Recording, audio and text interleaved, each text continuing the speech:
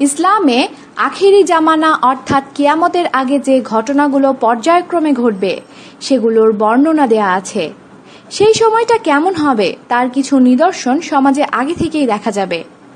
সাহাবী ইবনে মাসউদ বলেন, আমি একদিন নবীকে জিজ্ঞাসা করলাম, শেষ সময় চেনার কোনো জ্ঞান আছে কি? উত্তরে নবী বললেন, শেষ সময় চেনার কিছু নিদর্শন আছে। যেমন আখেরি জামানায় শিশুরা ভীষণ বদমেজাজি হবে, অম্ল অ্যাসিড বৃষ্টি হবে। তুমি দেখবে মন্দ লোকেরা সর্বত্র বিস্তৃত। লোকেরা বিশ্বাসঘাতককে বিশ্বাস করবে এবং বিশ্বস্ত ব্যক্তিকে বিশ্বাসঘাতক বিবেচনা করবে। সত্যবাদীকে মিথ্যুক ও মিথ্যাবাদীকে সত্যবাদী বলা হবে।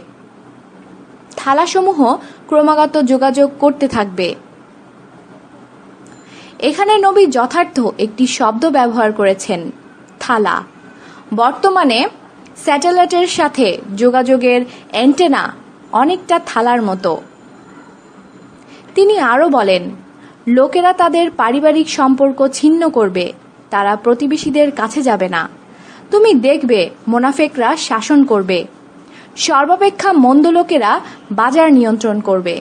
নিদর্শনগুলোর অন্যতম একটি হচ্ছে মসজিদগুলো অলঙ্কৃত করা হবে, কিন্তু হৃদয়সমূহ হবে কুৎসিত।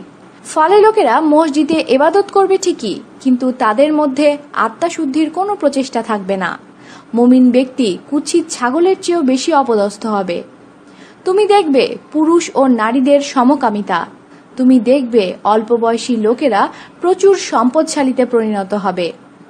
নারীদের নীতিভ্রষ্ট নীতিতে আন্দোলন হবে। তুমি দেখবে সভ্যতার ধ্বংস এবং ধ্বংসাত্মক সভ্যতা।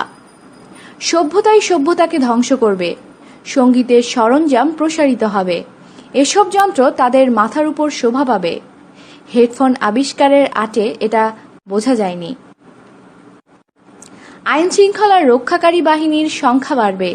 লোকেরা ঠাট্টা তামাশা ও বিদ্রূপ বেশি করবে। বিয়ে বহির্ভূত বহু শিশু জন্ম নিবে। ফিতনাসমূহ মাদুরের আকৃতিতে তোমাদের সামনে দেখা যাবে। এর দুটি সীমারেখা থাকবে, একটি উলম্ব আর একটি অনুভূমিক রেখা। অনেকের ধারণা আয়তকার এই বস্তুটি টিভি। ফিতনাসমূহ প্রচার মাধ্যমে দেখানো হবে বারবার, যতক্ষণ না পর্যন্ত তারা অনুরূপ দাঙ্গায় জড়িয়ে পড়ে। নৃশংসতা মানুষের মনে আঘাত করবে না, বরং স্বাভাবিক ঘটনায় পরিণত হবে। আমাদের সাথেই থাকুন আর অবশ্যই সাবস্ক্রাইব করুন।